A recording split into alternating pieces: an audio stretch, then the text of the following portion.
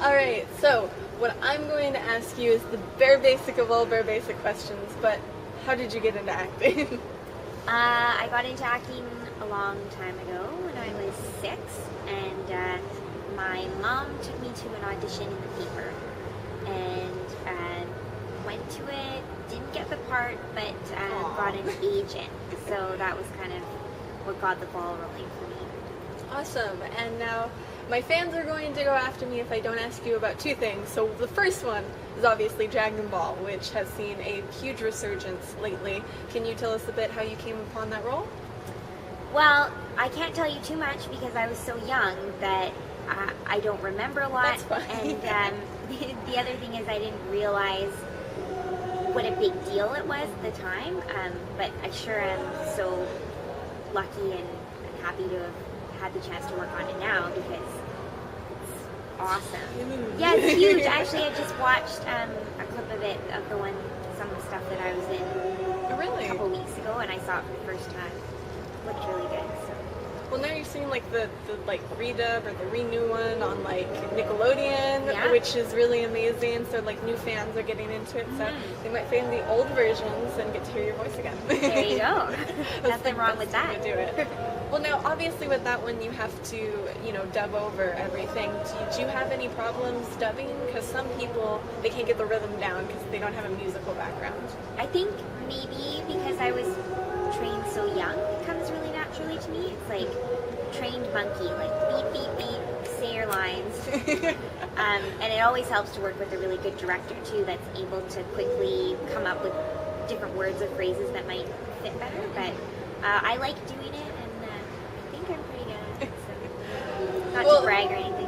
Well, now, sometimes, voiceover can be kind of strenuous. Do you have any times where maybe you lost your voice or something happens? Oh, no. Doesn't that happen to everyone? Well, I'm not a voice actress. Well, it does. I mean, it just happens, and you just kind of have to deal with it. So I try my best to not get sick, but you can only do what you can do, and when you do, try for hot tea and just do your best. I hear like this some voice actors tell me about like this Chinese remedy that they never know what it's called, so I can never reference it to anybody. But I don't have any Chinese remedies. Like if you find it, will you send it to me? Yes. It's like it like coats your throat, and it's supposed to just ease the whole thing. But I don't know if you put it in tea. Sounds like magic. It must be. I'm gonna start selling it at the sound studios. I've heard of some studios stocking it. Really? Yes. Maybe Studiopolis. I'm not sure if that was the right one, but I know that's in Cali. Well, let me know. I will as soon as I find out. I'll bug one of them. Now, another show, obviously, that the fans would attack me for if I didn't ask you about is an original animation show that is very popular in the Brony community. I can't guess what you're gonna say. Really? Well, it has to do with ponies and, fluffy cuteness and pinkness and all of that. Could you explain your roles to people who might be unfamiliar?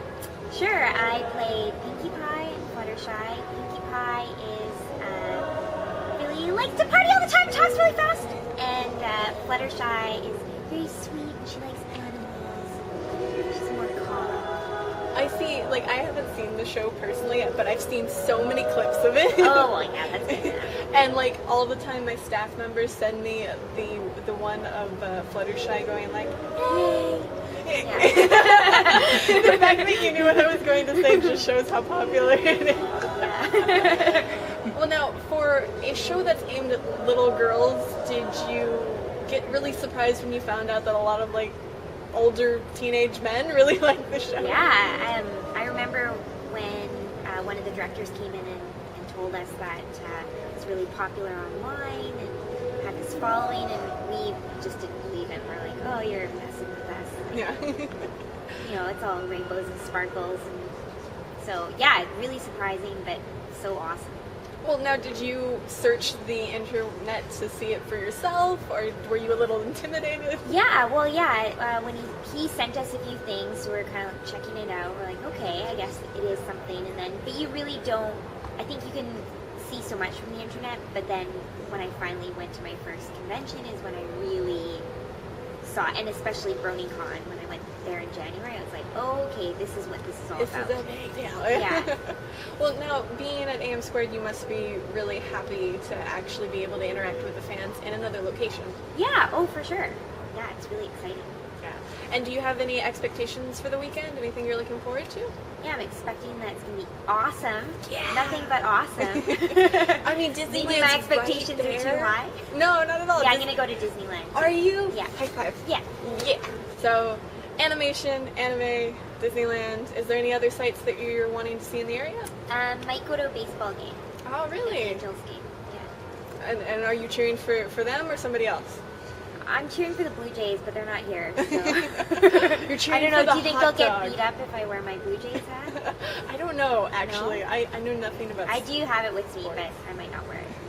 But now, are there any other projects that you're working on recently or anything that is coming up you want the listeners to know about? Yeah, I'm working on Maya the Bee, which is a remake of an 80s cartoon that was European originally, so that's really exciting. It's for kids and a classic, so that's fun. And I'm also working on Pac-Man.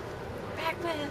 Yeah, and I think that's been a lot of fun to work on. I think it's going to be a great show. I suck at Pac-Man. Are you any good at the game? I don't think I've ever played it. Really? Yeah. That's okay. I've seen it, and the show it's going to be very different, and yeah, it's good. Very excited about that. Yeah. Well, now for the listeners, if they want to stalk you online, in a nice way, Yes. is there any place they can? Yeah, I have a Facebook page, and I have Twitter. Awesome. I'm pretty good with my Twitter, at trying to get back to people. And do you have any other events you're going to in the future, or nothing lined up yet? Yeah, returning to BronyCon at the end of the month, and I'm also going to be at Everfree Northwest in Seattle in August. Awesome. Well, this was a lot of fun. I actually, since you can speak English, I have a tradition that I was wondering if you'd be willing to participate in. Sure. Awesome. We ask everyone if they'd be willing to do a bump for us. Yes. Awesome. But the trick of it is that we do the take live on air. So any mess ups that happen into the camera, they get to see it. Okay. So we were basically wondering if you could say, hello, my name is, you insert your name, I do this, you insert characters, that you're an actor, whatever you want to put there, and you're tuned into 91.8 The Fan. Okay. And if it helps you, we have a cheat sheet for you. Yes, that's what I'm used to. We have this guy, we have his shirt. It's a flasher. We called him Superman I'm last scandalized. year. So whenever Okay. you're ready.